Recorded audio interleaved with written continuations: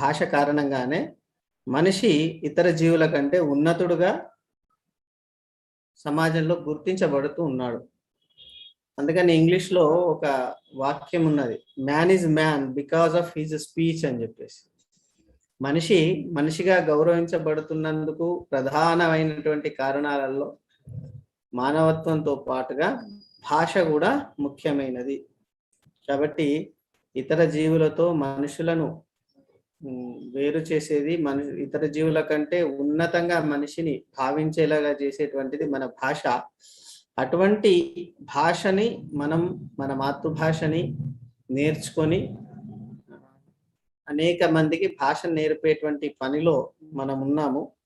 మీరందరూ కూడా భాషాభిమానులుగా ఏదో పీజీ చదివి పాస్ అయితే సరిపోతుంది అనకుండా టీచర్స్గా మారి లేదా లెక్చరర్స్గా మారి భాషాభిమానులుగా కవితలు వ్యాసాలు రాస్తూ భాషకు సేవ చేయాలని కోరుకుంటూ ఈ క్లాస్ మొదలు పెడతాను. యాక్చువల్గా భాష అంటే ఏమిటి అనేది ఒక చర్చ జరిగింది ప్రాచీన కాలం నుంచి కూడా. భాష అంటే ఒక వ్యక్తి తన మనసులో ఉన్నటువంటి భావాలను ఇతరులకు చెప్పేటువంటి ప్రయత్నమే భాష అని చెప్పేసి కొందరు అన్నారు. అంటే ఏంటి, ఇప్పుడు నా మనసులో ఒక భావన ఉన్నది, అది ఇతరులకు చేరితే సరిపోతుంది. నేను ఇక్కడ ఉన్నాను, నా వాయిస్ మీకు వినిపిస్తలేదు, నేను ఇట్లా అన్నాను, నా వాయిస్ వినిపిస్తుందా అని ఇట్లా సైగ చేసినా కూడా నా భావం మీకు తెలుస్తుంది, కానీ నా నోటి నుంచి శబ్దం రాలేదు. నా సైగ ద్వారా నేనేం చెప్పాలనుకున్నానో మీకు అర్థమైంది. నేను ఇట్లా నా వినిపిస్తే గనక ఇట్లా పెట్టండి అని చెప్పి జూమ్లో చెప్పా, మీరు అట్లా మీ రియాక్షన్ కూడా పెట్టారు అనుకున్నా. అట్లా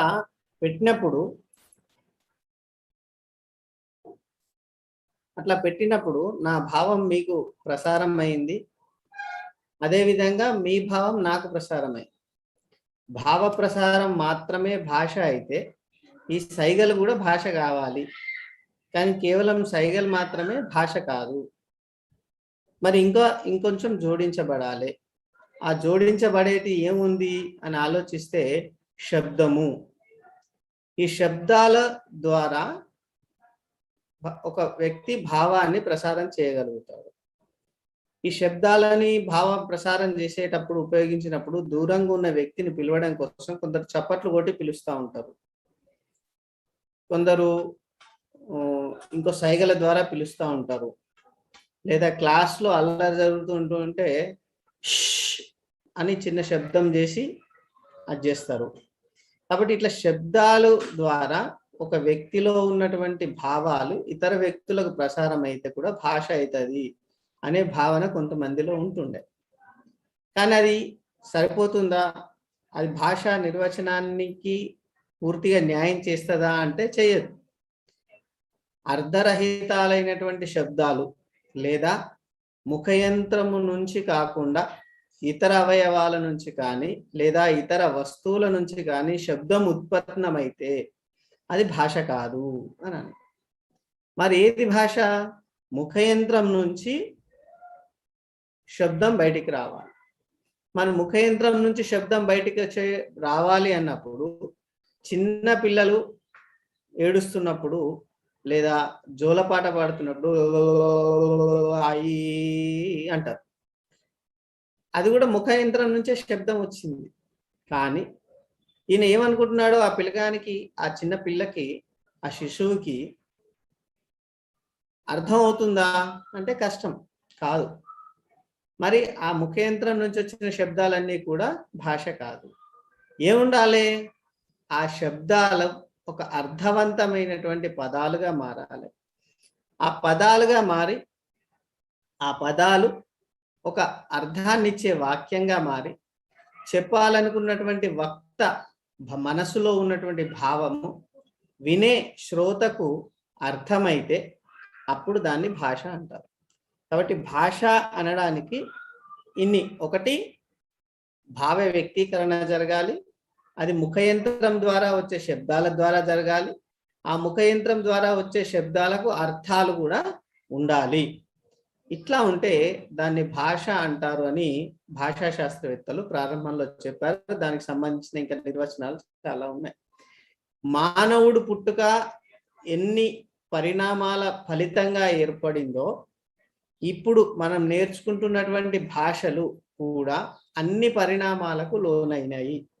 మొదట మానవుడు ప్రాచీన కాలంలో, ఆదిమ కాలంలో తన యొక్క భావాలను వ్యక్తీకరించడానికి లేదా నిత్యావసరాలను తీర్చుకోవడానికి, తన కోరికలను తీర్చుకోవడం కోసం చేసేటువంటి ఆంగిక అభినయాల ద్వారా భాష ప్రారంభమైంది అని కొంతమంది అన్నారు. ఆంగిక అభినయము కనిపించనంత దూరంలో ఉన్నప్పుడు లేదా కనిపించినప్పుడు కొన్ని రకాల విచిత్రమైనటువంటి శబ్దాలను చేశారు. ఆ శబ్దాలు తర్వాత ఒక్కొక్క అర్థాన్ని సంతరించుకొని అవి పదాలుగా మారినాయి. ఆ పదాలే వాక్యాలుగా మారినాయి. తద్వారా మౌఖిక భాష ఉత్పత్తి అయ్యింది అని చెప్పేసి అనేక మంది భాషా శాస్త్రవేత్తలు చెప్పారు. ఈ భాష ఆవిర్భావం గురించి అనేకమైనటువంటి పరిశోధనలు చేశారు. ఈ భాషా ఉత్పత్తికి సంబంధించిన పరిశోధనలు ఇంకా జరుగుతూనే ఉన్నాయి. కొత్త విషయాలు దాంట్లో లభిస్తూనే ఉన్నాయి. కాబట్టి భాష అనేది ఒక అనిర్వచనీయమైనటువంటి విషయము. కాబట్టి దాని గురించి మాట్లాడుతాం. మరి భాష అనే పదం ఎక్కడి నుంచి వచ్చింది అంటే, భాష్ అనే సంస్కృత ధాతువు నుంచి భాష పుట్టింది. భాష్ అంటే భాష్యతే ఇది భాష, భాషించబడినది భాష, మాట్లాడేటువంటిది భాష అని చెప్పేసి పెద్దలు చెప్పారు. మనం ఏది మాట్లాడితే అది భాష అవుతుంది అని. నిఘంటువుల ప్రకారం భాష అంటే అర్థవంతమైన పదాల సముదాయము, అర్థాన్ని ఇచ్చేటువంటి వ్యక్తులు మాట్లాడేటువంటి పదాల యొక్క సముదాయం. ఇక్కడ పదాలు అంటే వ్యక్తులు మాట్లాడేటప్పుడు మాటలే కావచ్చు, తర్వాత వాళ్ళు రాసినటువంటి రాతలు కూడా కావచ్చు. కాబట్టి ఈ ఇతర ప్రాణులు కూడా భావ వ్యక్తీకరణ చేస్తాయి, కానీ వాటి యొక్క భావ వ్యక్తీకరణ లేదా శబ్దాలు చాలా పరిమితంగా ఉంటాయి అనేటువంటి విషయాన్ని మనం ఇక్కడ గమనించాలి. తర్వాత భాషకు సంబంధించి మనం భాషా నిర్వచనాలను తెలుసుకున్నట్లయితే, ఎస్లేర్ అనేటువంటి వ్యక్తి బుద్ధిజీవుల యొక్క అనుభవాల యొక్క అభివ్యక్తియే భాష అని చెప్పేసి అన్నారు. బుద్ధిజీవులు అంటే ఏంటి?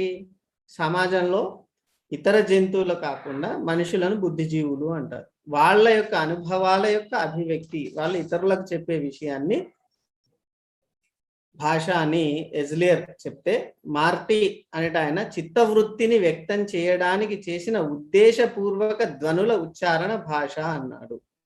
ఇక్కడ ఈ చిత్తవృత్తి అనేటువంటి పదాన్ని మనం గమనించాలి.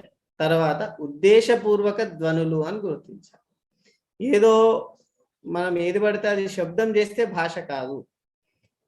మన మనసులో ఉన్న చిత్తాన్ని, మన మనస్సును వ్యక్తం చేయడం కోసం కావాలని ప్రయత్నపూర్వకంగా మన నోటి ద్వారా లేదా ముఖయంత్రం ద్వారా చేసేటువంటి ధ్వనులను భాష అంటారు అని మార్టీ చెప్పారు. తర్వాత ఎర్డమన్ అనేట ఆయన భాష అనేది మనుషులకు గల విశిష్టమైన ఆలోచన సాధనము అన్నాడు. మనుషులు చేసేటువంటి ఆలోచనకి భాష ఒక సాధనంగా ఉంటుంది అని చెప్పాడు. ఎబ్బింగ్ హాన్స్ అనేట ఆయన స్వయం ప్రేరితాలై సదుచ్చరితమైన సాంప్రదాయిక సంకేతాల వ్యవస్థ భాష అని చెప్పిండు. ఇక్కడ సంకేతాల వ్యవస్థ అంటే అవి ధ్వని సంకేతాలుగా మనం గుర్తించాలి. ఈ ధ్వని సంకేతాలు కూడా సాంప్రదాయికాలు అని చెప్పేసి అన్నాడు. సఫైర్ అనేట ఆయన ఇచ్చిన నిర్వచనం ఏంటంటే, మనిషి తమ యొక్క భావాలను, ఉద్వేగాలను, ఆలోచనలను, ఆకాంక్షలను వ్యక్తం చేయడానికి అప్రయత్నంగా సహజంగా మానవులు నిర్మించుకున్నటువంటి సాధనమే భాష అన్నారు. అట్లా ఈ నిర్వచనాన్ని ప్రకారము భాష అంటే అలవోకగా ఉత్పన్నమయ్యే కంఠధ్వనుల సమాహారము భాష. ఈ ఆయా కంఠధ్వనులకు ప్రత్యేకమైనటువంటి సంకేతాలు, ప్రత్యేక అర్థాలు అంతర్గతంగా నిర్మించుకున్నటువంటి వ్యవస్థ భాష. ఆ శబ్దాలు ఉన్నాయి, కానీ శబ్దాలకి అర్థాన్ని ఇతరులు ఊహించుకోలేదనుకోండి, మనకు సంబంధం లేని భాషల్ని మనం వాడుతుంటే లేదా వింటే అక్కడ మనకు అర్థం కాదు. అర్థం కానటువంటి పదాలు విన్నా అది భాష అనిపించుకోదు. కాబట్టి ఆ పదానికి ఒక అర్థం స్థిరీకరించబడి ఉంటుంది. ఆ స్థిరీకరించబడినటువంటి దాన్ని మనం అలవోకగా అలవరుచుకునేటువంటిదే భాష అని ఆయన సఫైర్ చెప్పారు.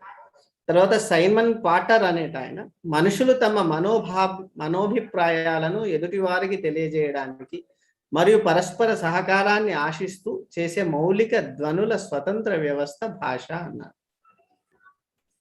అంటే నాడీ మండల వ్యవస్థ మేధస్సుతో పెక్కు సర్దుబాట్లు కావించుకుంటూ కొనసాగే ఒక ఉన్నతమైనటువంటి సంక్లిష్ట సూత్ర మాయాజాలం భాష అని కూడా ఈయన చెప్పాడు. అంటే వ్యక్తి అర్థం చేసుకునే శక్తి ఉండాలి, అది మన తెలివితో పాటు నాడీ మండలం కూడా దానికి సహకరించాలనేటువంటి విషయం ఈయన చెప్పిండు. తర్వాత ఎంఎన్ బక్ అనేట ఆయన ఏం చెప్పిండంటే introduction to the transformational grammar అనే గ్రంథంలో అనంతమైన వాక్యాల సముదాయము భాష అన్నారు. మనం ఏ భాష మాట్లాడినా అర్థవంతమైన పదాలతో ఒక వాక్యం తయారు చేస్తే ఆ ఒక వాక్యము ఒక సమాచారాన్ని లేదా భావాన్ని ఎదుటి వారికి అందిస్తుంది. కాబట్టి ఎట్లా అనంతమైన వాక్యాల సముదాయమే భాష అన్నారు. ఈ భావన ప్రకారం ధ్వనుల సముదాయం వాక్యంగా రూపుదిద్దుకుంటుంది కాబట్టి అది భాష అవుతుంది అన్నాడు. తర్వాత స్టర్వర్డ్ అనేట ఆయన లింగ్విస్టిక్ చేంజ్ అనేటువంటి గ్రంథంలో యాదృచ్ఛికమైన నిర్మాణ సౌష్ఠవంతో మానవ సమాజంతో భావ వినిమయానికి పరస్పర సహకారానికి సంస్కృతి పరివ్యాప్తికి ఉపకరించే వాగ్రూప ధ్వని సంకేత సముదాయము భాష. ఈయన నిర్వచనాన్ని ఇస్తూ భాష యొక్క లాభాలను కూడా చెప్పాడు. భాష ఒక నిర్మాణ సౌష్ఠవం ఉంటుంది, అంటే ప్రత్యేకమైన నిర్మాణం ఉంటుంది దీనికి. ఇది మానవ సమాజంలో భావ వినిమయానికి ఉపయోగపడుతుంది, ఒకరికొకరు సహకారం అందించుకోవడానికి ఉపయోగపడుతుంది, దాంతోపాటు సంస్కృతి పరివ్యాప్తికి కూడా ఉపయోగపడుతుంది అని చెప్పినటువంటి వ్యక్తి స్టర్వర్డ్. తర్వాత వచ్చినటువంటి నిర్వచనాల్లో మన భారతదేశానికి సంబంధించిన ఎస్కే వర్మ, ఎన్ కృష్ణస్వామి అనే వాళ్ళిద్దరు కూడా మోడర్న్ లింగ్విస్టిక్స్ అనే గ్రంథంలో భాష ఒకే ఒక అంశం లేదా ఏకలక్షణం గల వస్తువు కాదు, కాబట్టి దీన్ని సరిగా నిర్వచించలేము అని వీళ్ళ భావన. సమాజంలో మానవ సంబంధాలు ఎంత సంక్లిష్టమైనవో అంత సంక్లిష్టమైన మానవ దృగ్విషయము భాష అని భాష చుట్టూ అలుముకున్న సంక్లిష్ట భావనల్ని వివరించే ప్రయత్నం చేశారు ఎస్కే వర్మ మరియు ఎన్ కృష్ణస్వామి. ఈ నిర్వచనాలన్నీ ఎందుకు చెప్తున్నానంటే మీరు రేపొద్దున టెట్ రాసేటప్పుడు కానీ, డిఎస్సి రాసేటప్పుడు కానీ, టిఆర్టీ రాసేటప్పుడు కానీ, కాంపిటేటివ్ టీజీటీ పీజీటీలు రాయాలనుకున్నా కూడా ఈ నిర్వచనాలు ఇచ్చి ఈ నిర్వచనాలు ఏ పుస్తకంలో ఏ భాషా శాస్త్రవేత్త ఇచ్చిండ్రు అనే ప్రశ్న అడిగే అవకాశం ఉంది. కాబట్టి అవసరం ఉన్న వాళ్ళు స్క్రీన్ షాట్ తీసుకుంటారు అని కష్టమైనా కూడా టైప్ చేసి మీకు స్క్రీన్ షేర్ చేయడం జరుగుతుంది. తర్వాత నోమ్ చామ్స్కీ, ఈయన విదేశస్థుడే అయినా కూడా భాష గురించి మంచి నిర్వచనం ఇచ్చాడు. భాష అనేది ప్రత్యేక నియమాల సముదాయం ఆధారంగా నిర్మించిన ప్రత్యేక వాక్యాల సముదాయం అన్నారు. ప్రత్యేక నియమాలు ఎవరు ఏర్పరిచినారు? మానవ మేధస్సు ఆయా సందర్భాలకు అనుగుణంగా సహజంగా వ్యక్తీకరించే భాషలోంచే నియమాలు ఆవిర్భవిస్తాయని తెలిపారు. ఈయన మనం ఇప్పుడు తెలుసుకుంటాం హేతువాద సిద్ధాంతాన్ని ప్రవేశపెట్టినటువంటి వ్యక్తి నోమ్ చామ్స్కీ. ఈయన మంచి నిర్వచనం ఇచ్చాడు. మనిషికి సహజంగా భాష వస్తుంది, అది ఏ భాష అయినా రావచ్చు, కానీ ఒక భాషనైతే వస్తుంది అని చెప్పాడు. దాని గురించి మనం వాళ్ళని నెక్స్ట్ చెప్పుకుందాం. తర్వాత హిందీ భాషా శాస్త్రవేత్త రామచంద్ర వర్మ చాలా ముఖ్యమైన నిర్వచనం ఇది. మనస్సులోని భావ పరంపరను ఏ పదాల ద్వారా ఏ వాక్యాల ద్వారా ఎదుటి వారికి అందిస్తామో అదే భాష అన్నారు. ఇది చాలాసార్లు కాంపిటేటివ్ ఎగ్జామ్స్లో అడిగిన నిర్వచనము మన ఎంఏ పుస్తకంలో ఈ నిర్వచనం లేకున్నా కూడా నేను వేరే పుస్తకం నుంచి తీసుకొని ఇవ్వడం జరిగింది. ఇది చాలా ఇంపార్టెంట్ గుర్తు. అంటే ఏ పదాల ద్వారా, ఏ వాక్యాల ద్వారానైతే మన మనస్సులో ఉన్న భావాలను వ్యక్తం చేస్తామో, ఎదుటి వారికి అర్థమయ్యేలాగా చెప్తామో దాన్ని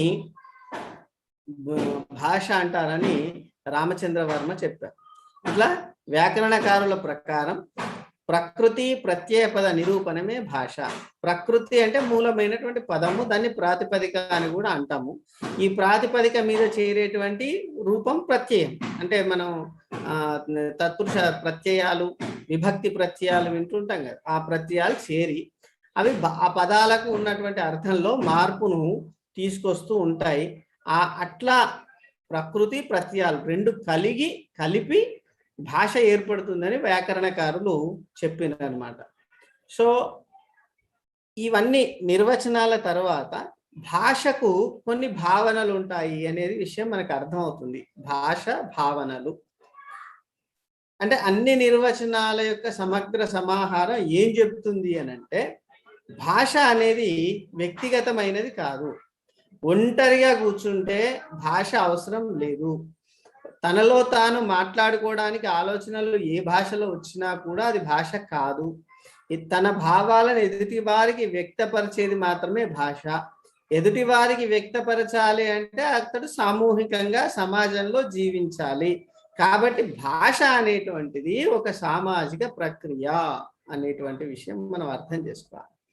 తర్వాత భాష అనేది వంశపారంపర్యంగా వచ్చే ఆస్తి కాదు. భాష ప్రయత్నపూర్వకంగా నేర్చుకోవాలి. పుట్టుకతోనే కొన్ని రకాలైనటువంటి భాషకు సంబంధించిన లక్షణాలు, భావాలు మన లోపల ఉన్నప్పటికీ అది తమ యొక్క తల్లిదండ్రుల భాష రావాలనేది రూల్ కాదు. అంటే ఒక పుట్టిన వ్యక్తి ఏ భాష మాట్లాడే వాళ్ళ దగ్గర పెరుగుతాడో ఆ భాషనే వస్తుంది, కానీ తన తల్లిదండ్రులు మాట్లాడిన భాష రావాలని లేదు. అట్లా మనుషుల మధ్య కాకుండా అడవిలో జంతువుల మధ్య జీవిస్తే గనక మానవుల యొక్క శబ్దాలు వినకుండా జంతు శబ్దాలను వినుకుంటూనే అతను మనిషి పెరిగితే గనక అతను కూడా జంతువుల్లాగా అరుస్తాడు తప్ప మానవుల్లాగా మాట్లాడడు. కాబట్టి భాష అనేది వంశపారంపర్యంగా వచ్చేటువంటి ఆస్తి కాదు, తల్లిదండ్రులు సంపాదించి పెట్టి ఇచ్చేది కాదు. తల్లిదండ్రుల భాష పిల్లలకు రావాలని రూల్ ఏం లేదు. కాబట్టి ఎవరికి వారు ప్రయత్నపూర్వకంగా భాష నేర్చుకుంటారు. అనుకరణ ద్వారా భాష తెలుస్తుంది. ఇక్కడ అనుకరణ ద్వారా నెక్స్ట్ పాయింట్ అంటే అనుకరణ అంటే ఏంది? ఇప్పుడు తల్లి చిన్నగా ఉన్నప్పుడు మా తాత ఇట్లాంటి పదాలు చెప్తూ ఉంటే ఆ పిల్లవాడు కూడా అవే పదాలను అనుకుంటూ వాటి అర్థాన్ని మనసులో నిక్షిప్తం చేసుకున్న తర్వాత అతడు భాష నేర్చుకుంటాడు. కాబట్టి భాష అనేది అనుకరణ వల్ల వస్తుంది. పిత్రార్జితమో మాత్రార్జితమో అయినటువంటి ఆస్తి వల్ల కాదు, ఆస్తుల్లాగా ఇది రాదు అని చెప్తుంది. అట్నే భాష పరిణామం చెందుతుంది. పరిణామం చెందడం అంటే అనేకమైనటువంటి మార్పులు వస్తూ ఉంటాయి. ఆదాన ప్రదానాలు జరుగుతుండొచ్చు. ఒక భాషతో ఇంకో భాషకు అనేక సంబంధాలు ఏర్పడుతుండొచ్చు. ఒక భాషలో ఉన్న సాహిత్యం ఇంకో భాషలోకి అనువదించబడి అక్కడ ఉన్నటువంటి సంస్కృతి సంప్రదాయాలు ఈ భాషలోకి కూడా రావచ్చు. ఇట్లా ఇది పరిణామం చెందుతూ ఉంటుంది. తర్వాత భాషా రూపాలకి అంతమంటూ లేదు. అనేక రూపాలలో భాష వ్యక్తమవుతుంది. రూపము అంటే ఏంది? మనకు తెలిసిన రెండు రూపాలు, వాగ్రూపము మరియు లిఖిత రూపము. ఇప్పుడు వాగ్రూపము లిఖిత రూపం కాకుండా నేను ఇప్పుడు మాట్లాడిన దాన్ని వీళ్ళు రికార్డ్ చేస్తున్నారు. రికార్డ్ అయినది ఎక్కడ సేవ్ అవుతుంది? యూట్యూబ్లో సేవ్ అవుతుంది. ఈ యూట్యూబ్లో సేవ్ అయిన భాషను ఏమనాలి?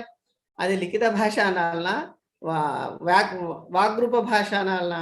అంటే ఆచార్య కసిరెడ్డి వెంకటరెడ్డి గారు దీనికి టేపితము అని పెట్టారు ఒక పేరు. చాలా మంది వాడుతున్నారు టేపిత భాష అని, రికార్డెడ్ లాంగ్వేజ్. కాబట్టి అట్లా ఈ రూపం మారుతూ ఉంటుంది అని. ఈ మధ్యనే కొన్ని ఇన్స్ట్రుమెంట్స్ కూడా వచ్చినాయి. పెన్ను లాంటి ఒక ఇన్స్ట్రుమెంట్ని పుస్తకం మీద పెడితే ఆ పుస్తకంలో ఉన్న అక్షరాలను అది చదివేస్తూ ఉంటుంది. ఇప్పుడు గూగుల్లో కూడా ట్రాన్స్లేటు లేదా లెన్స్ అనేటువంటి యాప్ల్లో ఫోటో దించితే దాంట్లో ఉన్న విషయాల్ని అదే చదువుతూ ఉంటుంది. కాబట్టి అనేక రూపాలు ఇది సంతరించుకుంటూ ఉంటుంది. భాషకు సాధారణంగా ఒక భౌగోళిక సరిహద్దు అంటూ ఉంటుంది. అంటే ఒక ప్రాంతంలో జీవించేటువంటి వాళ్ళు ఒక రకమైన భాషను మాట్లాడుతూ ఉన్నారు. ఇప్పుడు సమాజంలో పెరిగినటువంటి సాంకేతికత కారణంగా కావచ్చు, లేదా సమాజంలో ఉన్నటువంటి ప్రయాణాలు ప్రయాణ సౌకర్యాలు పెరిగిన కారణంగా ఒక భాష నుంచి ఇంకో భాషకి మార్పు చెందినా కూడా సాధారణంగా ఒక భాష ఒక ప్రాంతంలో పుడుతుంది. అది ఎక్కడ భాష మాట్లాడినా కూడా ఆ ఫలానా ప్రాంతానికి సంబంధించిన భాష అనే మాట తెలుస్తుంది. ఇప్పుడు ఢిల్లీలో తెలుగు వాళ్ళు ఉంటారు, కానీ తెలుగు వాళ్లకు మన ఆంధ్రప్రదేశ్ లేదా తెలంగాణనే సొంత ప్లేస్ అనే విషయం. అమెరికాలో ఉండని, వాళ్ళు ఆస్ట్రేలియా ఉండని, ఎక్కడన్నా ఉండదు. కాబట్టి భౌగోళిక సరిహద్దులు ఉంటాయి. ఇక్కడ పుట్టిన భాష ఇంకెక్కడైనా వాళ్ళు వ్యవహారికంలో ఉంచుకోవచ్చు. తర్వాత మానవుల భాషకు ఒక నిశ్చితమైన ధ్వని వ్యవస్థ ఉంది. ఈ ధ్వనికి ఈ అర్థం అనేటువంటి విషయాన్ని చెప్పడమే ఈ ధ్వని వ్యవస్థ అని అంటారు. ఇట్లా ఈ మనం ఇందాక నేర్చుకున్నటువంటి వస్తువు అంటే నిర్వచనాల కారణంగా మనం ఇవన్నీ తెలుసుకున్నాం. ఈ భావనలు అంటే లక్షణాలు ఈ భాషకు ఉంటాయి అనేటువంటి విషయాన్ని మనం నేర్చుకున్నాం. మరి భాష ఎట్లా వస్తుంది అంటే, ఇప్పుడు ప్రపంచంలో దాదాపు 6,000కు పైగా భాషలు ఉన్నాయి. దాంట్లో చాలా భాషలకు లిపి లేదు, కానీ వాగ్రూపంగా కొన్ని లక్షల మంది, కోట్ల మంది ఆ భాషల్ని మాట్లాడుతూ ఉన్నారు. మరి ఇన్ని భాషలు ఎట్లా వచ్చినాయి, లేదా అసలు భాష ఎట్లా పుట్టింది, భాషను ఎట్లా సంపాదించుకున్నారు అనేటువంటి విషయాన్ని చర్చ చాలా రోజుల నుంచి కూడా జరిగింది. దాంట్లో అనేక రకాలైనటువంటి నిర్వచనాలను లేదా అనేక రకాలైనటువంటి భావనలను మన వీళ్ళు భాషా శాస్త్రవేత్తలు ఇచ్చారు. దాంట్లో చాలా మంది అంటే ప్రారంభంలో చెప్పినటువంటి ఏంటంటే, భాష అనేది దేవుడు మనిషికి ఇచ్చినటువంటి వరము, దైవీ దత్త భావన అంటారు.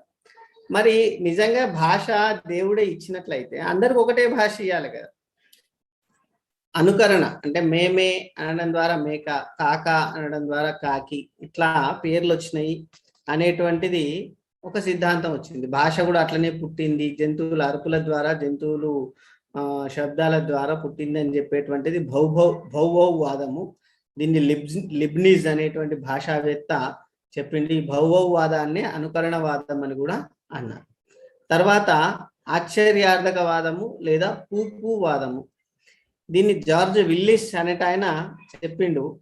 ఈ జార్జ్ విల్లిస్ చెప్పిన దాని ప్రకారం మనిషి అలసిపోతాడు, తర్వాత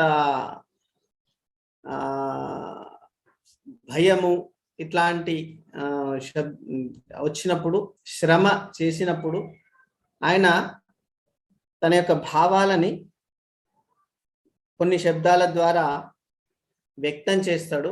అట్లా ఆశ్చర్యము, భయము, జుగుప్స ఇట్లాంటి పదాల అనుభూతుల ద్వారా ఉత్పత్తి అయ్యేటువంటి శబ్దాలనే భాష, అట్లా భాష పుట్టింది అని చెప్పేసి ఈ పూపువాదం చెప్తున్నది.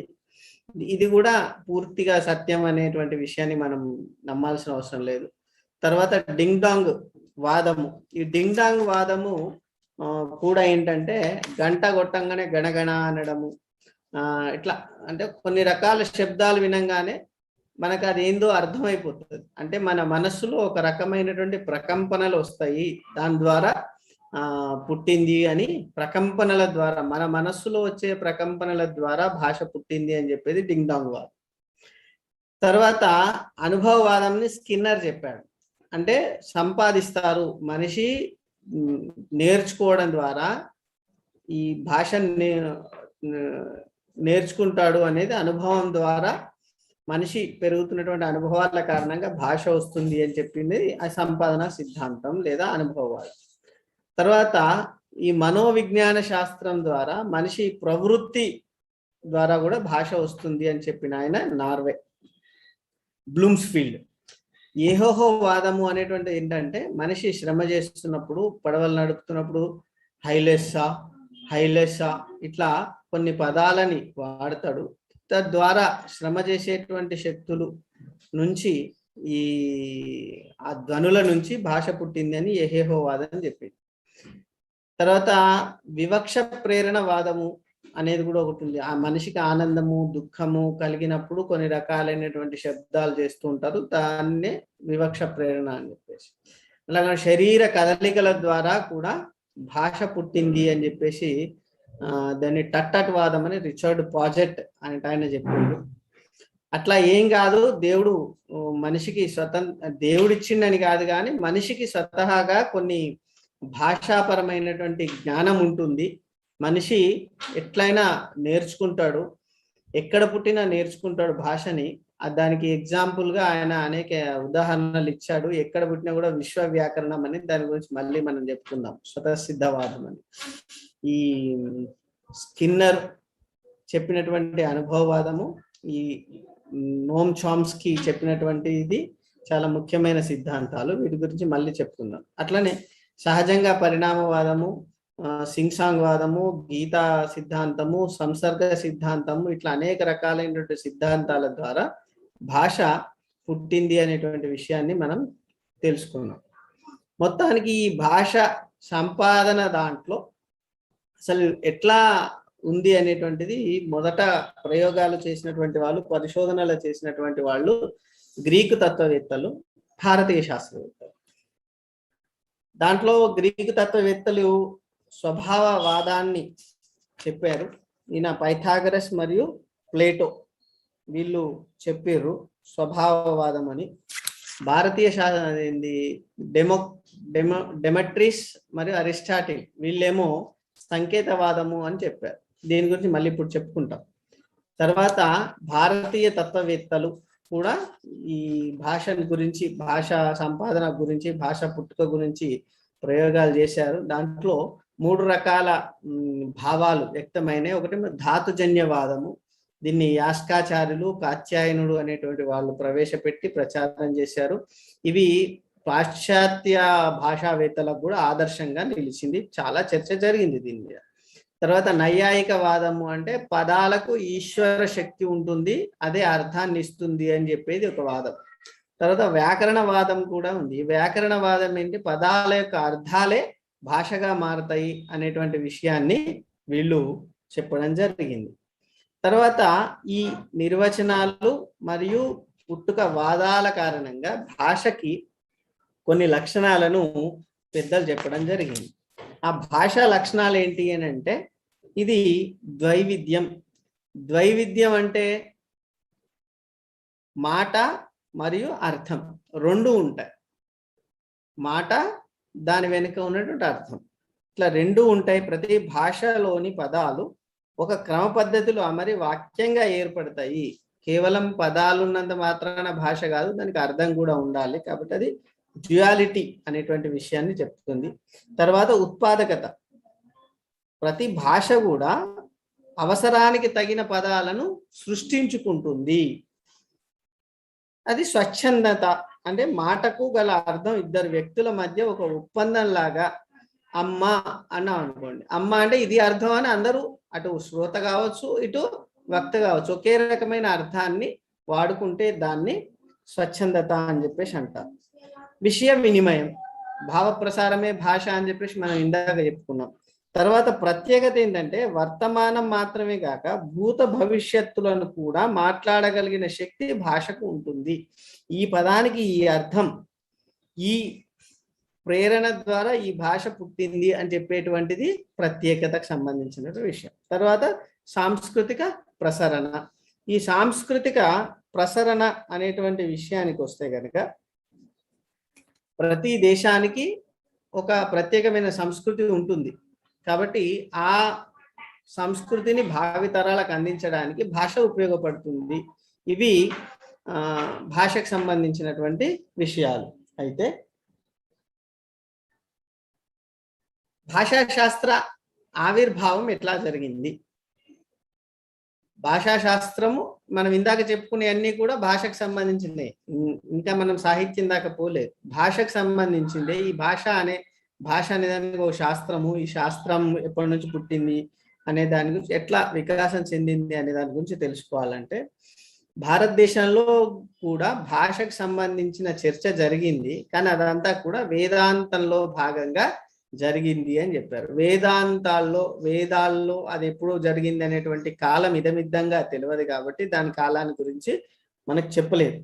క్రీస్తు పూర్వానికి సంబంధించినటువంటి ప్లేటో, అరిస్టాటిల్, జెనో ఈ ముగ్గురు కూడా గ్రీసు దేశానికి సంబంధించినటువంటి భాషావేత్తలు. వీళ్ళు క్రీస్తు పూర్వంలోనే భాషకు సంబంధించిన పరిశోధనలు, అధ్యయనాలు చేశారు. వీళ్ళు చేసినటువంటి అధ్యయనాల ఫలితంగా కావచ్చు, వాళ్ళ అధ్యయనాలను అబ్జర్వ్ చేసి కావచ్చు, థ్రేక్స్ అనేట ఆయన ఈ ఒక పుస్తకాన్ని రాసి ఆ పుస్తకంలో గ్రీకు భాష యొక్క నిర్మాణం ఎట్లా జరిగింది అని చెప్పి దాంట్లో కొన్ని భాషా భాగాలను కూడా చెప్పాడు. నామము, క్రియ, అసమాపక క్రియ, నిపాతము, సర్వనామము, పూర్వ సర్గ, క్రియా విశేషణము, సంయోజనం అనేటువంటి అనేక భాషా భాగాల ప్రస్తావన ఈ టెక్రే గ్రామటిక్, ఈ ప్రొనౌన్సియేషన్ నాకు రావట్లేదు, ఈ పుస్తకంలో ఆయన చెప్పిండనమాట. తర్వాత ఈ గ్రీకు దేశస్తుల తర్వాత భాషకు వ్యాకరణం రాసినటువంటి వాళ్ళు రోమన్స్. ఈ రోమన్స్ లో ఉన్నటువంటి వాళ్ళు లాటిన్ భాషకు వ్యాకరణం రాశారు. దాంట్లో ఆ వ్యాకరణాన్ని రాసిన వ్యక్తి వర్రో. అట్లా ఇదంతా కూడా ప్రాచీన కాలంలో, అంటే క్రీస్తు పూర్వము 4-5 శతాబ్దాలు లేదా క్రీస్తు శకం 1-2 శతాబ్దాల వరకు జరిగినటువంటి అభివృద్ధి. చాలా చిన్న అభివృద్ధిగా మనం గమనిస్తే 16వ శతాబ్దంలో మనకు అచ్చు యంత్రం వచ్చింది. ఈ అచ్చు యంత్రం వచ్చిన కారణంగా అనేక పుస్తకాలు, నిఘంటువులు, వ్యాకరణాలు ఇవన్నీ అచ్చువేయబడ్డాయి. తర్వాత దీని కారణంగా వాళ్ళు రాసినటువంటి దానికి విశేషమైనటువంటి ప్రచారం జరిగింది. అట్లా జరిగినవి కాబట్టి ఆ తర్వాత చాలా విస్తృతంగా భాషా శాస్త్రం మీద పరిశోధనలు జరిగాయి. జర్మన్ యాత్రికుడు పల్లాస్ అనేట ఆయన మొదటిసారి తులనాత్మక పద పట్టికను తయారు చేశాడు. సర్ విలియం జోన్స్ చారిత్రక భాషా శాస్త్రాభివృద్ధి అనేటువంటి విషయాన్ని గురించి చర్చ చేశాడు.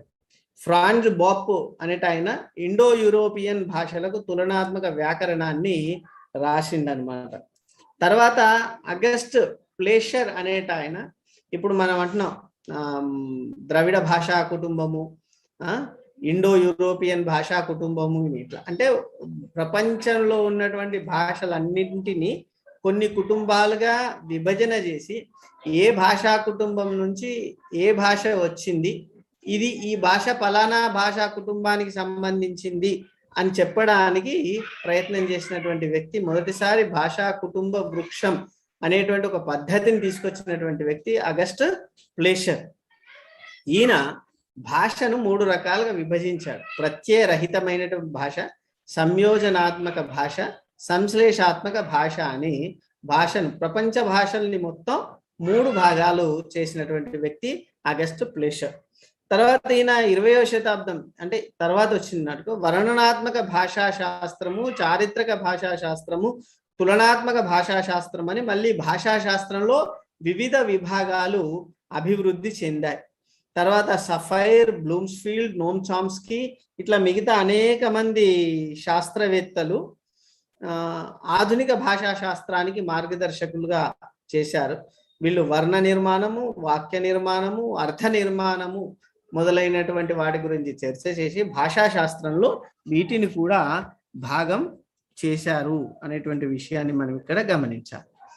తర్వాత ఈ భాషా శాస్త్ర ఆవిర్భావానికి సంబంధించి భారతీయులు చేసినటువంటి కృషి ఏమన్నా ఉందా అని అంటే, ఇందాకనే చెప్పుకున్నట్లుగా వేదాంతంలో భాగంగా మన వాళ్ళు భాషను గురించి చర్చ చేశారు. చత్వాని శృంగ త్రయోరస్వ పాదాద్వి శిరే సప్తహస్తాస అస్య త్రిదా బద్ధో వృషభోరోరవీతి మహాదేవో మర్త్యం అవివేశ అనేది వేద శ్లోకము, వేద మంత్రము. దీనికి ఉదాత్తము, అనుదాత్తము ఇట్లా ఈ దీని ఏమంటారు, వేద మంత్రాన్ని పలకడానికి సరైన క్రమం పాటించాల్సి ఉందో అది నాకు తెలియని కారణంగా అట్లా చదివిన. దీని అర్థం ఏంటంటే శబ్దం అనేది మహాదేవుడు, అది కోరికలను వర్షించే వృషభము. అంటే మనిషి తన యొక్క అవసరాలకు భాష ఉపయోగపడుతుంది అని అనుకున్నాం కదా, అట్లా అది ఆ వృషభానికి నామము, ఆఖ్యాతము, ఉపసర్గ, నిపాతము అనే 4 పాదాలు ఉన్నాయి. ఇందాక భాషా భాగాల్లో వచ్చినాయి ఇవన్నీ. క్రియ అని, నామవాచకము అని, ఉపసర్గ అని, నిపాతం అని భాషా భాగాల్లో నేర్చుకున్నారు. వ్యాకరణంలో భాగంగా 7వ పేపర్లో నేర్చుకుంటారు నెక్స్ట్ క్లాస్లో.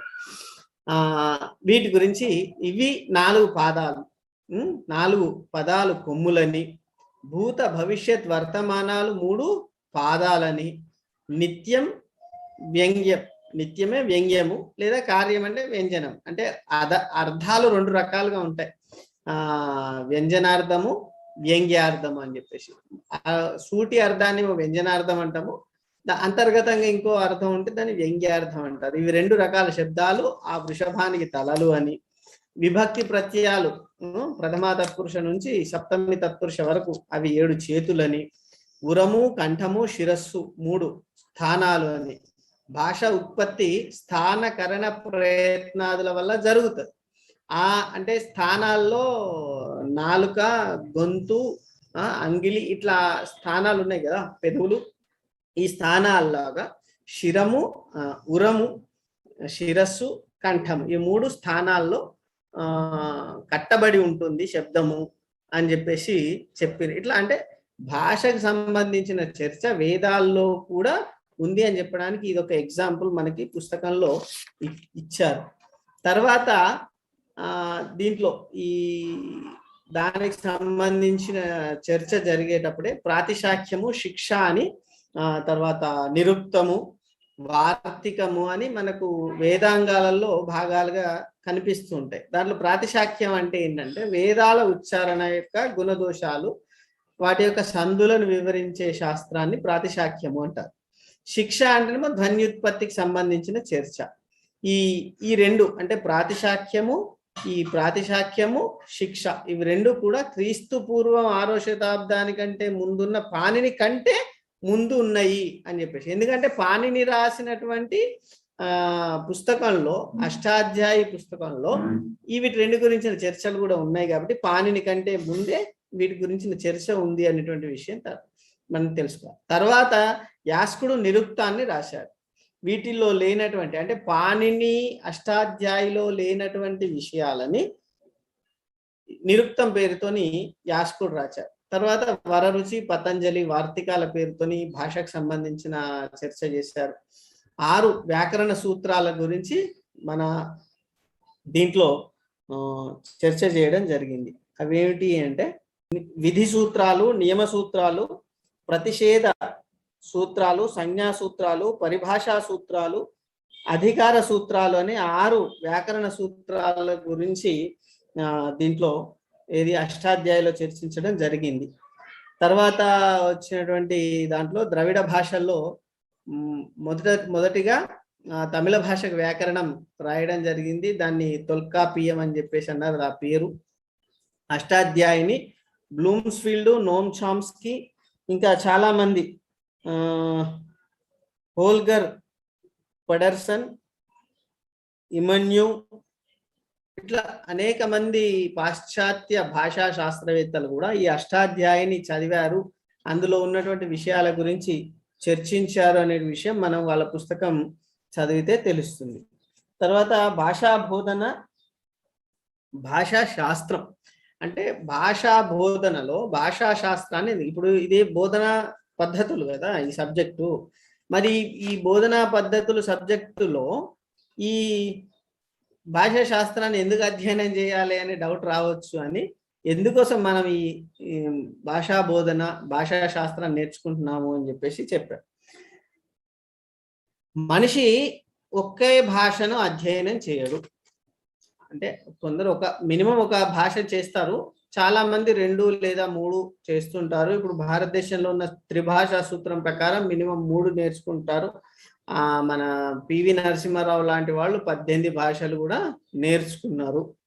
సో అంటే ఒక భాష, బహుభాషలను అధ్యయనం చేసడం మానవుల్లో సహజంగా జరుగుతూ ఉంటుంది. మరి ఈ భాషల అధ్యయనం చేసేటప్పుడు లేదా అభ్యసనం చేసేటప్పుడు ఆ భాషలు నేర్చుకునే దాంట్లో మాతృభాష యొక్క ప్రభావం ఉంటుంది అని చెప్పడం ఇది ఒక సూత్రం. పివి నరసింహారావు గారు తన ఆత్మకథల్లో 18 భాషలు ఎలా నేర్చుకున్నారు అనే ప్రశ్నకి నేను తెలుగు చక్కగా నేర్చుకున్నా కాబట్టి మిగతా భాషలు నేర్చుకోగలిగినా అని చెప్పిండు. అంటే మాతృభాష యొక్క ప్రభావం ఉంటుంది. ఒక్కొక్కసారి అది పాజిటివ్గా ఉండొచ్చు, నెగిటివ్గా కూడా ఉండొచ్చు. అంటే ఇప్పుడు తెలుగు ఉంది, తెలుగు కర్త కర్మ క్రియ అనే వరుస క్రమంలో అంటే వస్తూ ఉంటే ఇంగ్లీష్ దాంట్లోనేమో సెంటెన్స్ ఫార్మింగ్ వేరే ఉంటుంది. కాబట్టి దీంట్లో ఉన్నట్టుగానే మనం కర్త కర్మ క్రియను వరుసగా చెప్తే ఇంగ్లీష్ భాషలో అర్థం మారిపోతుంది. అట్లా నెగటివ్ అయ్యే అవకాశం, అంటే పాజిటివ్ కావచ్చు, నెగటివ్ కావచ్చు. ఇతర భాషల యొక్క అధ్యయనం చేసేటప్పుడు మాతృభాష యొక్క ప్రభావము ఉంటుంది. ఆ మాతృభాష ప్రభావము ఎంత మేరకు ఉంటుంది అని చెప్పేది భాషాశాస్త్రం. కాబట్టి భాషా బోధన చేసేటప్పుడు భాషాశాస్త్రం యొక్క అవగాహన ఉపాధ్యాయుడికి ఉండాలి అనేది. ఇప్పుడు భాషా బోధన సాహిత్య బోధనగా, సాహిత్య ప్రాతిపదిక కాకుండా భాషా ప్రాతిపదికగా, భాషా నైపుణ్యాల ప్రాతిపదికగా జరగడం ప్రారంభమైంది. భాషా నైపుణ్యాలు అంటే ఏంది? శ్రవణం, భాషణం, పఠనం, లేఖనం, ఇవి భాషా నైపుణ్యాలు. అంటే ఇంత భాష ఎట్లా నేర్చుకోవడం అంటే ఇన్ని పద్యాలు కంఠస్థం చేయాలి, ఇన్ని శ్లోకాలు కంఠస్థం చేయాలి అన్నట్టు ఉంటుంది. అది సాహిత్య నేర్చుకున్నట్టు. అట్లా కాకుండా ఇప్పుడు భాషను భాషగా నేర్చుకుంటున్నారు కాబట్టి భాషా శాస్త్రం కూడా ఇక్కడ అవగాహన తెచ్చుకోవాల్సిన అవసరం ఉంది అని చెప్పారు. భాషా శాస్త్రం ప్రధానంగా భాష నిర్మాణం గురించి చర్చిస్తుంది. ధ్వనులు మాటలుగా, వాక్యాలుగా అర్థవంతం అవుతాయి. కాబట్టి ఈ భాష 4 స్థాయిల్లో పరిశీలించాల్సి ఉంటుంది భాషా బోధన సమయంలో అని చెప్పారు. ధ్వన్యాత్మక స్థాయి, పదాంశ స్థాయి, వాక్యాంశ స్థాయి, అర్థ సంబంధ స్థాయి. ఇట్లా ధ్వనులే పదాలైతే, పదాలే వాక్యాలైతే, వాక్యాలకి అర్థాలు ఉంటాయి. కాబట్టి ఈ 4 స్థాయిల్లో భాషా అధ్యయనం అంటే భాషా అధ్యయనం చేసేటువంటి వాళ్ళు నేర్చుకోవాలి. కాబట్టి ఈ 4 విషయాల గురించి భాషా శాస్త్రం చెప్తుంది. కాబట్టి మనము ఈ భాషా శాస్త్రం నేర్చుకోవాలి అనేటువంటి విషయం ఇక్కడ ఉంది. తర్వాత భాష వర్ణనాత్మక భాషా శాస్త్రము, చారిత్రాత్మక భాషా శాస్త్రము అని చెప్పేసి 2 ఉన్నాయి. ఈ వర్ణనాత్మక భాషా శాస్త్రము అంటే ఏంది? భాష ఏ భాషనైనా శాస్త్రీయంగా వివరించాలంటే భాషా శాస్త్ర మూల సూత్రాలే ఆధారము. ఆ వివరణ వర్ణనాత్మకంగా ఉంటుంది. కాబట్టి భాషా శాస్త్రం యొక్క మూల సూత్రాలు, అందువల్ల అది వర్ణనాత్మక భాష అయిందని. భాషలో మార్పులు వివిధ చారిత్రక సంఘటనల ఆధారంగా జరుగుతాయి. కాబట్టి ఆ మార్పు ఎలా జరిగింది అనేది చరిత్రకు సంబంధించిన విషయం కాబట్టి చారిత్రక భాషా శాస్త్రము. ఇట్లా దీని గురించిన అవగాహన భాషా బోధకుడికి ఉండాలి అని చెప్పాడు. తర్వాత నోమ్ చామ్స్కీ అనేట ఆయన భాషను 2 భాగాలుగా చెప్పిండు అనమాట. 2 భాషా తత్వాలకు చెప్పాడు. దాంట్లో ఒకటి కాంపిటెన్స్. ఈ కాంపిటెన్స్ అంటే ఏంది? భాషా ప్రయోగ సామర్థ్యము, మనిషి భాషను ఏ విధంగా ప్రయోగిస్తున్నాడు అనేది అయితే. ఇంకోటి పర్ఫార్మెన్స్. పర్ఫార్మెన్స్ అంటే ఒకే పదం వేరు వేరు అర్థాల్లో ఉన్నప్పుడు ఏ అర్థంతో వాడుతున్నారు, ఏ పదాన్ని వాడాలి, ఒక అర్థానికి అనేక పదాలు ఉన్నప్పుడు సూటబుల్ వర్డ్ ఏది అనే సందర్భాన్ని బట్టి చూసుకోవడం కూడా ఇంకొక అది ఉంటుంది అని చెప్పేసి నోమ్ చామ్స్కీ చెప్పడం జరిగింది. తర్వాత భాషా రూపాలు ఇందాక మనం చెప్పుకున్నాం. వాగ్రూప భాష, లిఖిత రూప భాష అని చెప్పేసి అనుకున్నాం. మాటల ద్వారా వచ్చేటువంటిది వాగ్రూప భాష అయితే, రాత రూపంలో ప్రింటెడ్ రూపంలో ఉన్నటువంటిది లిఖిత రూప భాష. ఈ వాగ్రూప భాష, లిఖిత రూప భాషలో వ్యవహారంలో చాలా తేడాలు ఉంటాయి. కాబట్టి దాన్ని కూడా అబ్జర్వ్ చేయడం కోసం భాషా శాస్త్రాన్ని నేర్చుకోవాలనేటువంటి విషయం ఇక్కడ గమనించాలి. తర్వాత వైయక్తిక భాష, మాండలిక భాష అని చెప్పేసి ఇక్కడ చెప్పడం జరిగింది. వైయక్తిక భాష అంటే ఏమిటి? ప్రతి వ్యక్తికి ఒక ప్రత్యేకమైనటువంటి విషయం ఉంటుంది. అట్లా వ్యక్తిగతంగా మాట్లాడేటువంటి పద్ధతిని వైయక్తిక భాష అని, దీన్ని ఇడియోలెక్ట్ అని చెప్పేసి అంటారు. తర్వాత ఒక ప్రాంతానికి సంబంధించినటువంటి భాష, ఇప్పుడు తెలంగాణ భాష ఉంది, ఆంధ్ర భాష ఉంది, రాయలసీమ భాష ఉంది. 3 తెలుగే అయినా కూడా మాట్లాడే పద్ధతిలో ఉపయోగించే పదాల్లో తేడా ఉంటుంది. కాబట్టి దాన్ని మాండలిక భాష అంటారు. దీన్ని డైలెక్ట్, రీజనల్ డైలెక్ట్ అని చెప్పేసి ప్రయోగం జరుగుతుంది. అంటే వీటన్నింటి గురించిన అవగాహన భాషాశాస్త్రం ఇస్తుంది. ఈ అవగాహనతోని భాషా బోధన మనం చెయ్యాలి అనేటువంటి విషయాన్ని చెప్పింది. దీంట్లో పదాల యొక్క నిర్మాణం ఎట్లా జరిగింది, వాక్యాల యొక్క నిర్మాణం ఎలా జరిగింది, తర్వాత అది వాక్యాలు ఒక భావాన్ని వ్యక్తీకరించేటప్పుడు ఏ విధంగా వ్యక్తీకరిస్తున్నాడు వాగ్రూపంలో, లేదా ఆ భావాల్ని లిఖిత రూపంగా వ్యక్తీకరిస్తున్నప్పుడు ఏ విధంగా వ్యక్తీకరిస్తున్నాడు అనేటువంటి విషయాల్ని అధ్యయనం. దీంట్లో భాషా ప్రయోగాలు కూడా మనకు కనిపిస్తాయి. దాన్ని ఏమంటారంటే శైలి అని చెప్పేసి అంటారు. మాండలికాలు ఇవన్నీ ఉన్నాయి కదా, దీంట్లో ఆ శైలి ప్రయోగాలు లేదా భాషా శైలి, వాక్య నిర్మాణంలో ఉండేటువంటి శైలిలు, ధ్వని శాస్త్రానికి సంబంధించిన అవగాహన, ఇట్లా వీటన్నింటి అవగాహన భాషా శాస్త్రం వల్ల కలుగుతుంది. ఈ అవగాహనతోనే భాషా బోధన జరుగుతుంది అని చెప్పేసి మనకు చెప్పారు. తర్వాత పిల్లల్లో భాషా సంపాదన వికాసం ఎలా జరుగుతుంది అనే దాని గురించి చర్చించడం జరిగింది. మనకు తెలుసు, చిన్న ఉన్నప్పుడు దాదాపు 6 నెలల వరకు కూడా పిల్లగాడు ఏం కావాలన్నా ఏడుస్తాడు, సంతోషం వచ్చినా ఏడుస్తాడు, భయమైనా ఏడుస్తాడు, బట్టలు తడుపుకున్నా ఏడుస్తాడు, ఏదైనా ఏడుస్తాడు. ఆ ఏడుపులో ఉన్నటువంటి తేడాలను బట్టి ఆ తల్లి ఆ పిల్లగానికి ఏం కావాలనో చూసి చేస్తుంది. కాబట్టి 6 నెలల వరకు ఉండేటువంటి పూర్వ భాషా వికాస దశలో రోదననే ఉంటుంది. ఈ రోదన లో మార్పులు, రోదనలో ఉన్న మార్పులను బట్టి తల్లి ఏం కావాలనో అబ్జర్వ్ చేస్తుంది అనేటువంటి ఇది పూర్వ భాషా వికాస దశ 6 నెలల వరకు.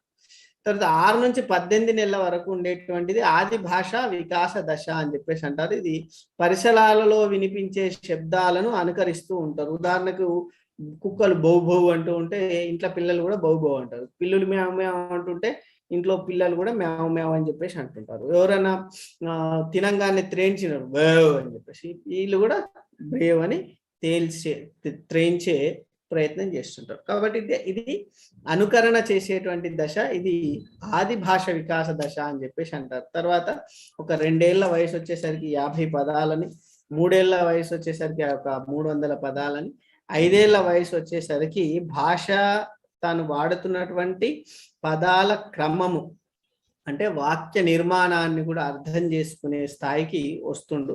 మిగతా పాఠశాల దశలో సంభాషణ, వ్యవహార దక్షత, దాన్ని లిఖిత రూపంలో కూడా చేయడము మనం చూస్తూ ఉంటాము.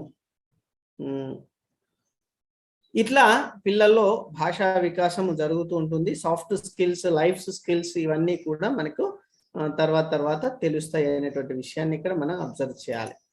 తర్వాత దాంట్లో భాషా బోధన అధ్యయన సిద్ధాంతాలు ఏమున్నాయి అనేటువంటి విషయాన్ని మనం చూడాల్సి వస్తుంది. భాషా బోధన అధ్యయన సిద్ధాంతాలు, ఈ అధ్యయన సిద్ధాంతాలు దేనికోసం అంటే మనోవిజ్ఞాన శాస్త్రవేత్తలు భాషను ఒక శాబ్దిక ప్రవర్తన అని అన్నారు. ఇది కూడా ఒక ప్రవర్తనే, ఒక బిహేవియర్. కాకపోతే ఈ బిహేవియర్ లో ఏముంటుందంటే శబ్దాలు ఉంటాయి. ఈ శాబ్దిక ప్రవర్తన 3 అంశాల పైన ఆధారపడ్డాయి అని చెప్పారు. మనిషి యొక్క శాబ్దిక ప్రవర్తన 3 అంశాల మీద, అంటే వీళ్ళు చేసిన పరిశోధనలు 3 అంశాల మీద ఆధారపడ్డాయి. అంటే పరిశోధనలు 3 రకాలుగా సాగినాయి. ఒకటేమో జంతువులకు సంబంధించిన మీద ప్రయోగాలు చేసి ఆ జంతువుల ప్రవర్తనల ఆధారంగా మానవుని యొక్క శాబ్దిక ప్రవర్తనలను అంచనా వేశారు. ఈ జంతువు ఇట్లా ప్రవర్తించింది కాబట్టి మనిషి కూడా భాష వచ్చిన జంతువు కాబట్టి ఈయన ప్రవర్తన కూడా ఇట్లనే ఉంటుంది అని కొన్ని ప్రయోగాలు చేసి కొన్ని సిద్ధాంతాలని స్థిరీకరించడం జరిగింది. తర్వాత శాబ్దిక అశాబ్దిక ప్రవర్తనల మధ్య గుణాత్మక భేదాలు లేవు అని చెప్పడం. శాబ్దిక అశాబ్దిక ప్రవర్తనలు అంటే ధ్వనుల ద్వారా, ప్రవర్తనల ద్వారా చేసేటువంటివి. తర్వాత భాషా సంపాదన మాత్రమే అభ్యసనం కాదు, కేవలం భాష నేర్చుకోవడమే అభ్యసనం కాదు.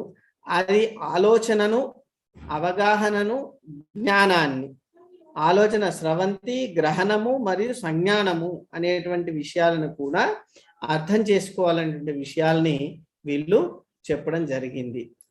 ఇట్లా ఈ అధ్యయన సిద్ధాంతాలు కూడా మూడు రకాలుగా మనకు పుస్తకంలో ఇచ్చారు. ఒకటేమో ప్రేరణ స్పందన సంబంధించినటువంటి సిద్ధాంతాలు, రెండోది అంతర్దృష్టి సిద్ధాంతాలు, మూడు హేతువాద సిద్ధాంతాలు. మనం ఇందాక అనేకమైనటువంటి పేర్లు చెప్పుకున్నాం. నోమ్ చామ్స్కీ అని, కొహెలర్ అని, వర్ధమీర్ అని, స్కిన్నర్ అని, బందూరా అని, ఇట్లా అనేక మంది పేర్లు మనం చెప్పుకున్నాము. వీళ్ళు చెప్పినటువంటి సిద్ధాంతాలన్నీ కూడా ఈ మూడు సిద్ధాంతాలలో ఏదో ఒక భాగానికి చెంది ఉంటుంది. కాబట్టి వాటి గురించి ఇప్పుడు తెలుసుకునే ప్రయత్నం చేద్దాం. ఈ ప్రేరణ స్పందనకు సంబంధించినటువంటి సిద్ధాంతాల్లో రెండు ముఖ్యమైనటువంటి, ఒకటి థారండైక్ అంటే ప్రయోగం చేసినటువంటి యత్నదోష పద్ధతి అనేటువంటి ఒక సిద్ధాంతం అయితే, ఈ యత్నదోష పద్ధతి సిద్ధాంతం కారణంగా ఎంపిక చేయడం, అనుసంధానించడం అనేటువంటి రెండు పద్ధతులు ఉన్నాయి అని థారండైక్ చెప్పిండు. ఇప్పుడు మళ్ళీ వివరణంగా చెప్పుకుందాము. తర్వాత బిఎఫ్ స్కిన్నర్ కార్యసాధన నిబంధన సిద్ధాంతము, ఈతను ఏం చెప్పిండంటే పునర్బలనం అభ్యాసానికి ప్రతిపాదిక అనేటువంటి విషయాన్ని చెప్పింది. ఇవి రెండు సిద్ధాంతాలు, థారండైక్ యత్నదోష పద్ధతి సిద్ధాంతము, బిఎఫ్ స్కిన్నర్ కార్యసాధన నిబంధన సిద్ధాంతం, ఇవి రెండు కూడా ప్రేరణ స్పందన సిద్ధాంతాలు మరియు జంతువులపై ప్రయోగం చేసినటువంటి సిద్ధాంతాలుగా మనము గుర్తించుకోవాలి.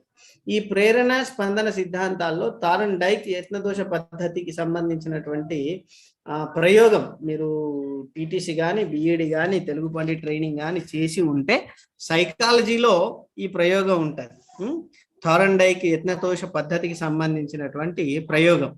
దీంట్లో ఈ బాక్సులో పిల్లి ఉన్నది, దీనికి ఆకలి అవుతున్నది. ఆకలి అయ్యేటప్పుడు అది అటు ఇటు తిరిగింది. తిరిగి సందర్భంలో అనుకోకుండా అక్కడ ఉన్నటువంటి మీట మీద కాలు వేసింది. కాలు వేసేసరికి ఈ ప్రయోగం వేరున్నది, అది బయటకు వచ్చే దారి ఓపెన్ అయింది. ఇంకొక ప్రయోగంలోనేమో దాని మీద కాలు వేస్తే ఆ లోపలికి ఆహారం పడే ప్రయోగం కూడా ఉంది దీంట్లోనే, యత్నదోష పద్ధతిలోనే. అట్లా ఇది తొక్కేసరికి అది ఓపెన్ అయింది. దీనికి ఎందుకు ఓపెన్ అయింది అనే విషయం ఇక్కడ పిల్లికి తెలియదు, కానీ ఓపెన్ అయింది.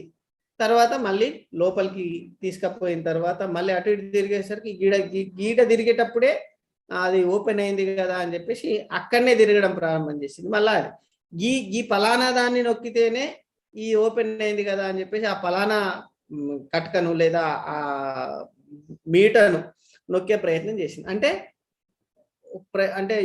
ప్రయత్నాలు చేస్తూ మొత్తానికి డైరెక్ట్ గా దానికి అవసరమైనప్పుడు ఆ మీటర్ నొక్కాలి, ఆహారం తినాలి, కూర్చోవాలి, అట్లా ప్రయత్నం చేసింది. సో ఇట్లా ఈ థారండైక్ యత్నదోష పద్ధతి సిద్ధాంతంలో రెండు ముఖ్యమైనటువంటి భాగాలు, ఎంపిక చేయడం, అనుసంధానం చేయడం.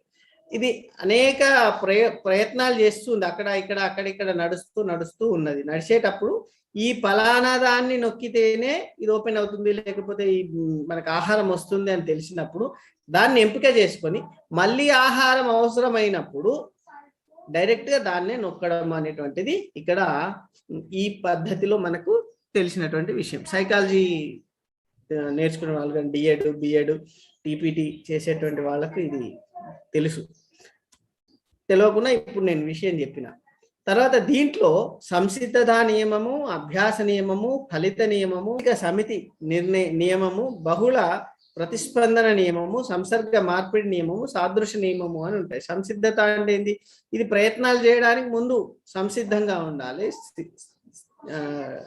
రెడీగా ఉండాలి. తర్వాత అభ్యాసం, ఎక్కడ నొక్కితే ఆహారం వస్తుంది లేకపోతే అది ఓపెన్ అవుతుంది అనేటువంటి విషయాన్ని అభ్యాసం ఉండాలి. ఫలితం, అక్కడ నొక్కితే ఫలితం కనిపించింది అనుకోండి, ఇక్కడ నొక్కితే అది ఓపెన్ అయింది అంటే మళ్ళీ డైరెక్ట్గా ఆడ నొక్కుతుంది. కాబట్టి ఇట్లా ఈ ఫలితాన్ని మనసులో అంచనా వేసుకొని మళ్ళీ దాన్ని బహుళంగా అనేక సార్లు దాన్ని నొక్కి చూసి ఈడ నొక్కితే కంపల్సరీ ఆహారం వస్తుంది లేదా గేట్ ఓపెన్ అవుతుంది అని తెలుసుకున్నప్పుడు దాన్ని బహుళ ప్రతిస్పందన నియమం అంటారు. దీన్ని మిగతా దగ్గర కూడా పాటించే దాన్ని సాదృశ్య నియమము. ఇక్కడ నేర్చుకున్న విషయాల్ని వేరే దానికి అన్వయించే దాన్ని సంసర్గ మార్పిడి నియమము అని చెప్పేసి అంటారు. ఇట్లా థారండైక్ చేసినటువంటి యత్నదోష పద్ధతి ప్రేరణ స్పందన సిద్ధాంతాలకు సంబంధించింది. తర్వాత బిఎఫ్ స్కిన్నర్ కార్యసాధన నిబంధన సిద్ధాంతాల్లో మరి ఇక్కడ దీన్ని స్కిన్నర్ బాక్స్ అంటారు. ఇక్కడ ఎలక ఉంచింది కూడా స్కిన్నర్ బాక్సే, ఇక్కడ పావురాన్ని ఉంచింది కూడా స్కిన్నర్ బాక్సే అంటారు. దీనికి అనేక రకాల మీటలు ఉండబడతాయి. ఇందాక పిల్లికి చేసినట్టుగానే దీంట్లో కూడా చేశారు. దాంట్లో అది బయటికి వెళ్ళడానికి మార్గాన్ని వెతుక్కుంటే ఇవి ఆహారాన్ని సంపాదించడానికి ఉంటాయి. ఈ బాక్స్ లో అనేక రకాలైనటువంటి మీటలు ఉంటాయి. ఆ మీటల్లో ఏ ఒక్క మీటను నొక్కితే ఆహారం వస్తుంది, మిగతా ఏ మీటలు నొక్కినా రాదు. తర్వాత ఇక్కడ కూడా అంతే, పావురం ఎలక రెండిటి విషయంలో ఒకే రకమైన ప్రయోగం చేశాడు స్కిన్నరు. అట్లా దీంట్లో ఆ మీటను నొక్కితే, అంటే అనుకోకుండా చేస్తూ ప్రయత్నాలు చేస్తూ ఒక మీటర్ నొక్కితే ఆహారం పడ్డది. అరే ఇక్కడ ఏదో నొక్కితే ఆహారం పడ్డది కదా అని మళ్ళా నొక్కింది, మళ్ళా ఆహారం పడ్డది. ఇట్లా టోటల్ గా ఏ పని చేస్తే ఆహారం వస్తుంది అనేటువంటి దానికి ఆకృతినిచ్చి అది విలుప్తీకరణం చెందకుండా మళ్ళీ ప్రయత్నం చేస్తుంటే అప్రయత్నంగానే ఒక్కొక్కసారి ఆ మీటనే దాన్ని నొక్కాలని కాకుండా కూడా నొక్కుతుండొచ్చు. అయత్నంగా ఒక దాన్ని ఏమంటారు, మార్గాన్ని కనుక్కుంటే అయత్న సిద్ధ సాధ్యం అని చెప్పేసి. అంటే ఇవి ప్రయత్నం చేస్తూ అనుకోకుండా ఆ మీటర్ నొక్కితే అప్పుడు ఆహారం వచ్చింది. ఇది అయత్నంగా సిద్ధ సాధ్యం. ఈ అయత్నం చేసిన మీటర్ నొక్కడం అనేటువంటి పనిని కావాలని మళ్ళీ నొక్కితే అది సాధారణీకరణం అవుతుంది. దీంట్లో ఎన్నిసార్లు నొక్కితే అన్నిసార్లు ఆహారం రావడం ద్వారా ఇది మీటర్ నొక్కితే ఆహారం వస్తుంది అనేటువంటి విషయం పునర్బలనం చెంది, అంటే మళ్ళీ జరగడం కారణంగా అది ఆహారాన్ని పొందడానికి డైరెక్ట్ ఆ మీటర్ని మాత్రమే నొక్కుతుంది. ఇది మనకు దీంట్లో ఉండేటువంటి సిద్ధాంతం. ఇట్లా ఇవి రెండు కూడా ప్రేరణ స్పందన సిద్ధాంతాలు అయితే భాష అంటే ఇవి అభ్యసనకు సంబంధించిన ప్రయోగాలు అయినప్పటికీ, సైకాలజీ మనోవిజ్ఞాన శాస్త్రానికి చెందిన ప్రయోగాలు అయినప్పటికీ భాషను కూడా ఇట్లనే నేర్చుకుంటారు అని చెప్పడం కోసం వీళ్ళ ప్రయోగాల్ని మనకి ఇక్కడ భాషా శాస్త్రంలో ఇచ్చారు. తర్వాత అంతర్దృష్టి సిద్ధాంతాల్లో ఈ అంతర్దృష్టి సిద్ధాంతాలను ప్రవేశపెట్టినటువంటి వాళ్ళని గెస్టాల్ట్ వాదులు అని చెప్పేసి అంటారు. ఈ గెస్టాల్ట్ వాదులు అంటే, గెస్టాల్ట్ అంటే జర్మనీ పదంలో సమగ్రాకృతి, పూర్తిగా అబ్జర్వ్ చేస్తేనే మనకు పరిష్కారం లభిస్తుంది, ముక్కలుగా అబ్జర్వ్ చేస్తే పరిష్కారం లభించదు అనేటువంటి విషయాల్ని చెప్పినటువంటి వాళ్ళు గెస్టాల్ట్ వాదులు. వీళ్ళు ఈ అంతర్దృష్టి సిద్ధాంతాన్ని ప్రతిపాదించారు.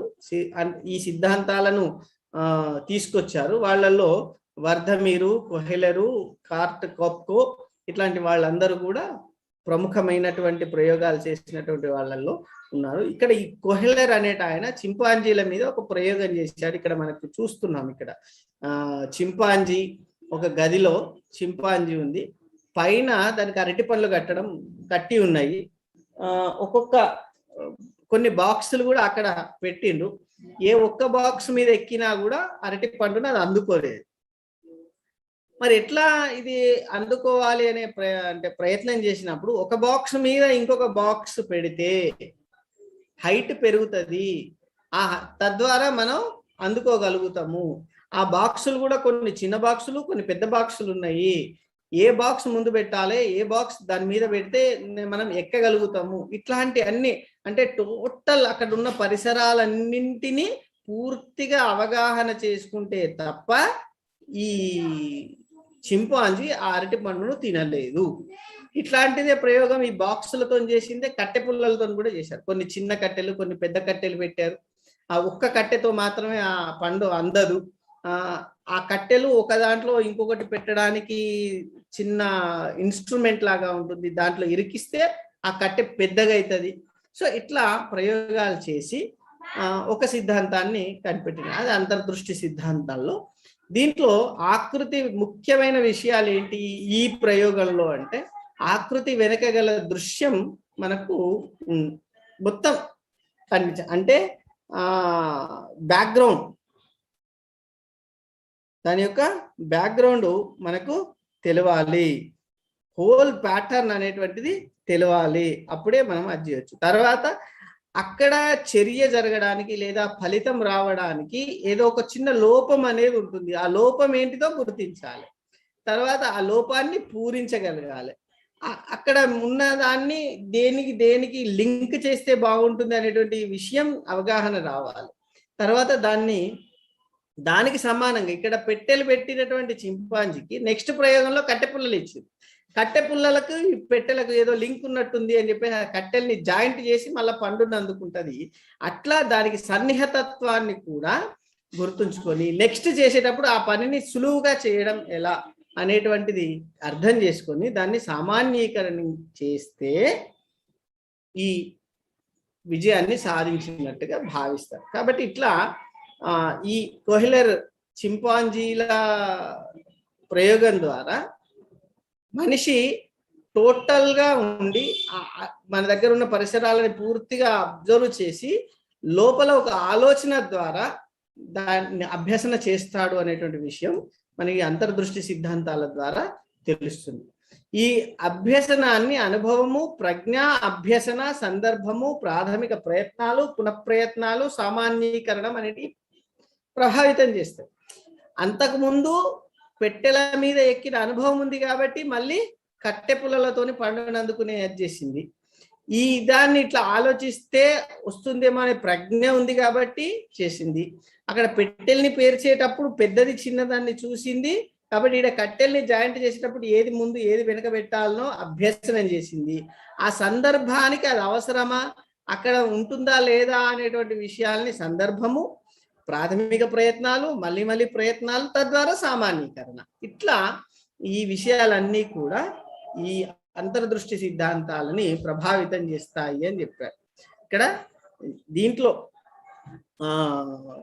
మనం గమనించాల్సింది అంటే సమస్యను పూర్తిగా పరిశీలించాలి, ఆ సమస్యకున్న కారణాలను అన్వేషించాలి, తర్వాత వాటికి పరిష్కారంగా ఉన్నటువంటి చర్యలను చేపట్టాలి. అనేక మార్గాల ద్వారా పరిష్కారాలు లభించిన వాటిల్లో సులువైనటువంటి సఫలమైనటువంటి మార్గం ఏంది కనిపెట్టిన తర్వాత దాన్ని ముందు ప్రాక్టీస్ చేయాలి అనేటువంటిది ఇక్కడ మనకు అర్థమయ్యేటువంటి సిద్ధాంతం. ఈ అంతర్దృష్టి సిద్ధాంతాలలో ఇందాక చెప్పుకున్నట్టుగా మనకు గెస్టాల్ట్ వాదులుగా పేరు పొందినటువంటి కోహ్లర్, వర్ధమూర్, కార్కోప్తో పాటు టోలమన్ అనేట ఆయన ఇంకొక ఆయన. ఈయన మనిషి యొక్క శక్తియుక్తులు, ఉద్దీపనలకు ప్రాధాన్యం ఇచ్చాడు. మనిషి శక్తి ఉండాలి, యుక్తి ఉండాలి, సందర్భాన్ని బట్టి ఉద్దీపనలకు ఈయన ప్రాధాన్యం ఇచ్చి ఈ సిద్ధాంతాలని వివరించడం జరిగింది. తర్వాత జెయి బ్రూనర్ అనేట ఆయన సంజ్ఞానాత్మక ప్రగతి సిద్ధాంతాన్ని చెప్పాడు. ఈ సంజ్ఞానాత్మక ప్రగతి సిద్ధాంతము అంటే ఏంది? సంసిద్ధత, జ్ఞాన నిర్మితి, అంశాల వరుస క్రమము, పునర్ఫలనము, ఇట్లా ఇవన్నీ కూడా అభ్యసనాన్ని అంటే నేర్చుకునేటువంటి విషయాన్ని ప్రభావితం చేస్తాయి అని చెప్పిన ఆయన బ్రూనర్. తర్వాత ఆల్బర్ట్ బండూరా సామాజిక అభ్యసన సిద్ధాంతాన్ని చెప్పిండనమాట. అంటే పరిశీలనాభ్యసనము స్వీయ నియంత్రణ, ప్రమాణాల నిర్ధారణ, స్వీయ శక్తి సామర్థ్యాలు, ప్రణాళిక రచన అభ్యసనానికి తోడ్పడతాయి అని. అంటే ముందు పరిశీలన అనే దాన్ని పరిశీలించాలి, తర్వాత స్వీయ నియంత్రణ చేసుకొని ఆలోచించాలి, తర్వాత ప్రమాణాలను నిర్ధారించుకున్న తర్వాత స్వీయ శక్తి సామర్థ్యాలను అనుసరించి పరిష్కారాలని కనిపెట్టి అది అభ్యసనగా స్థిరీకరించుకోవడం జరుగుతుంది అని ఆల్బర్ట్ బండూరా చెప్పడం జరిగింది. ఇక్కడ ఈ గెస్టాల్ట్ మనోవిజ్ఞానికవేత్తల ప్రకారము గత అనుభవాలకు ప్రస్తుత నిష్పాదనలకు సంబంధం ఉంది. అంటే గతంలో జరిగినటువంటి అనుభవాల ద్వారా నేర్చుకున్నటువంటి విషయాలని మళ్ళీ ఇప్పుడు కొత్తగా ఎదురైనటువంటి సమస్యల పరిష్కారానికి వాడుకుంటారు అనేటువంటి విషయాన్ని ఈ మనోవిజ్ఞానికవేత్తలు చెప్పారు. ఈ గత అనుభవాలే వాటి వల్లనే స్మృతి మనకు ఉంటుంది అనేటువంటి విషయాల్ని వీళ్ళు చెప్పడం జరిగింది. తర్వాత హేతువాద సిద్ధాంతాలు